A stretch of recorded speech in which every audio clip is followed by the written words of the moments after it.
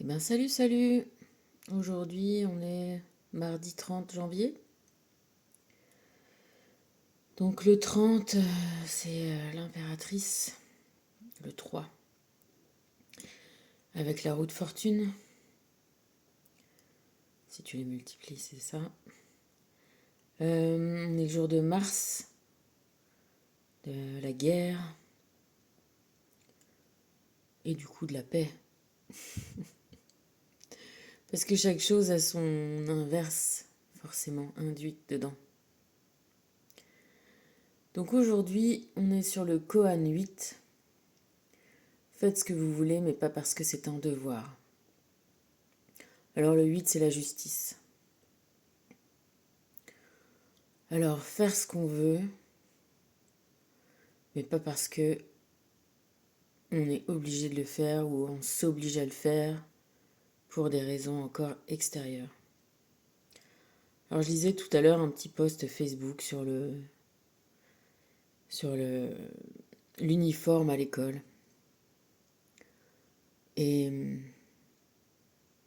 moi personnellement, je pense pas que ce soit bien.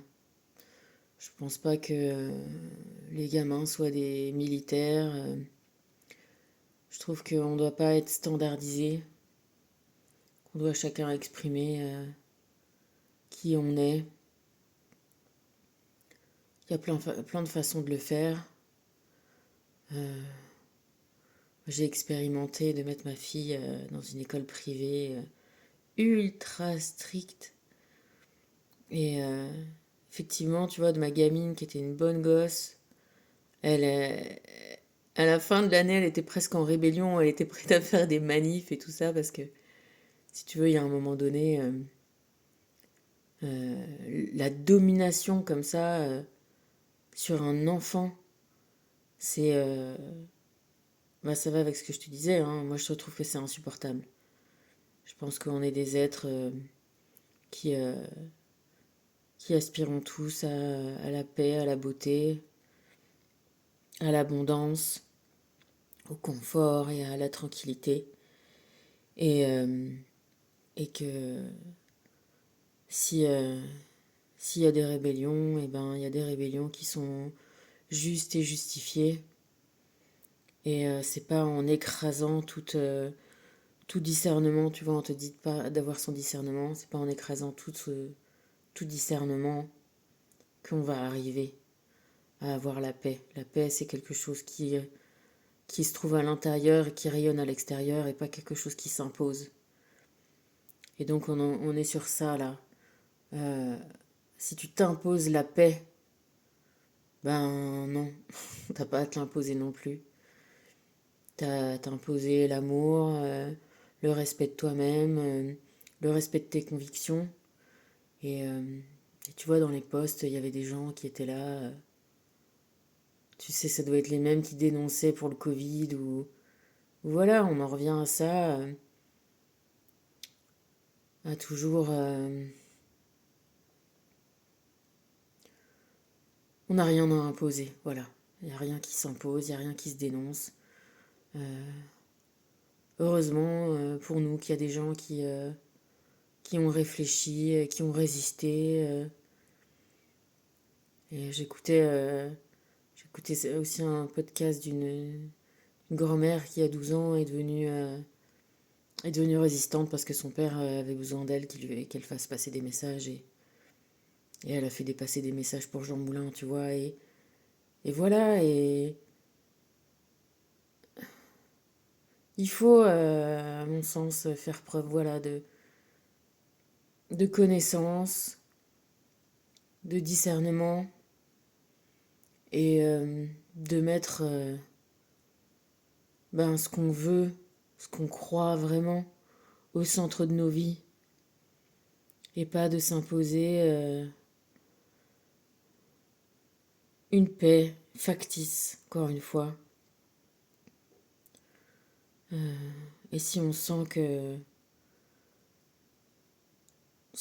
qu'on doit changer, qu'on doit faire quelque chose d'autre et que ça, ce nouveau, est en accord beaucoup plus avec ce qu'on est, eh bien là, il faut le faire. Alors j'allais dire on se doit de le faire. Ouais, on se doit d'être en accord avec son cœur. Voilà, que ça soit quelque chose d'intérieur et pas d'extérieur. Les petites énergies divines nous disent de changer de voie. Changer de voie pas pour changer de voie, hein, changer de voie pour être profondément en accord avec soi-même. D'admettre ses faiblesses, ça peut faire partie de dire que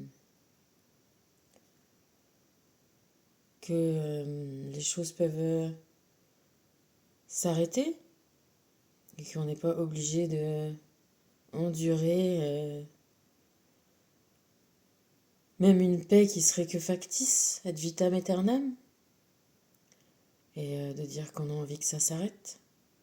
Ça peut être pris pour une faiblesse, même pour soi-même parfois, parce qu'on n'est pas forcément tendre avec soi-même, hein. Donc si on admet ça, eh ben, on va avoir tendance à se pardonner. C'est vrai quoi. On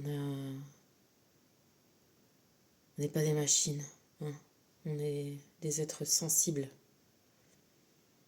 Et il faut ménager nos sensibilités.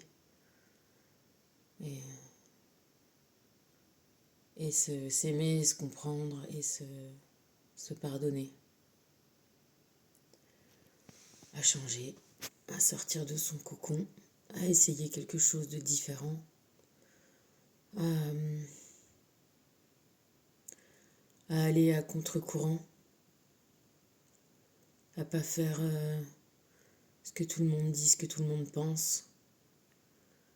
Chacun, c'est ça la vie, chacun doit exprimer son unicité, sa singularité.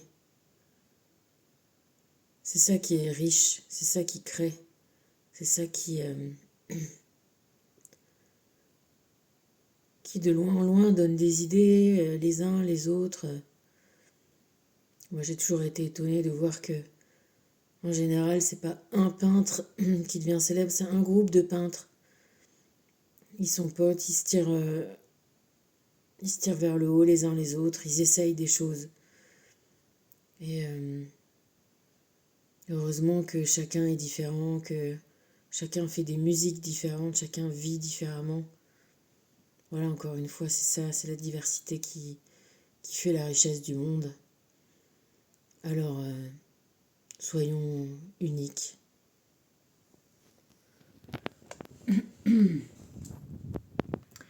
Métatron nous parle des vortex d'énergie. Tu voyageras probablement là où se trouvent plusieurs vortex d'énergie. Ton âme est attirée vers ces lieux sacrés pour qu'elle puisse explorer une ascension spectaculaire dans la lumière divine. Ouvre-toi à ces énergies vibrantes, car tu apprends ainsi de nombreux enseignements. Ouais, alors les vortex, moi ça me parle, hein, parce que ça me parle de Victor Schauberger.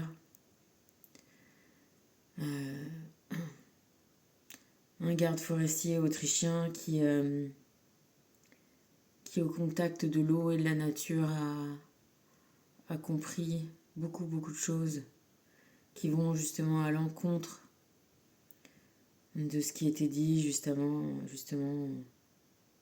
en hydrographie, et qui par ses nouveaux savoirs a réussi à construire des canaux de flottage. Tu sais, à l'époque, on coupait pas les grosses parcelles de bois à ras comme on fait maintenant. On allait chercher dans les forêts, des fois très loin, quels arbres étaient à abattre, et il fallait les ramener à la scierie.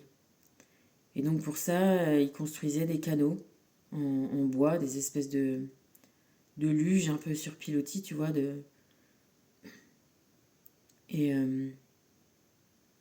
lui, il les a construits avec des virages Et en se servant justement de ce qu'il a compris que l'eau faisait naturellement des tourbillons. Et il a réussi, il a épaté tout le monde à ramener des grumes énormes dans ces petits canaux de flottage. Voilà. Et c'est un mec qui a fini par bosser sur les moteurs à implosion. Voilà, c'est un mec incroyable qui s'est fait prendre, un peu comme Tesla, toutes ces découvertes par les Américains. Et c'est très dommage.